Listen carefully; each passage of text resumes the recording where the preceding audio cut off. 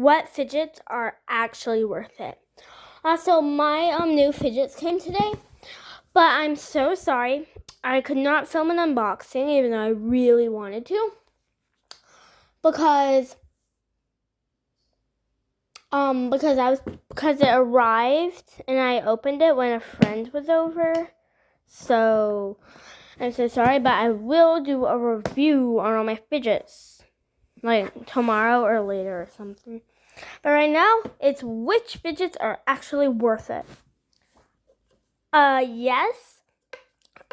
Very much yes. I think it was just this one that was cheap though, because it broke very easily. But if there are other brands that are more sturdy, very much yes. No, not really. I don't really understand the hype. Yes, this is actually very satisfying and I really like it. Sure. I mean, it's not the it's not the best fidget I have, but it's pretty good. Heck yes. Yes. Actually, I'm not sure because this one's homemade. So I'm not sure, but if it's like $10, maybe. If it's like $5, yes. No, not really. I'm not really a fan of these puzzle ones.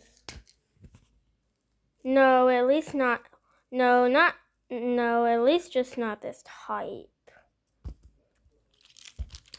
Yes, I really like it.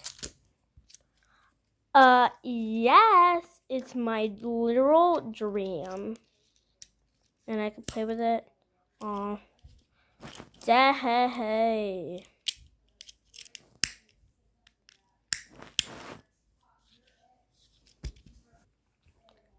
Yes, very much. And last but not least, yes.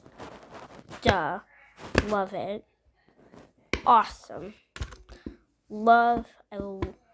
Can we please get a I Heart Dimples in the comments? Thank you. Because this is honestly just beautiful. And I'm acting like this was my dream when my game. Either do I Heart fidgets. Do I Heart Dimples or I Heart controller fidgets.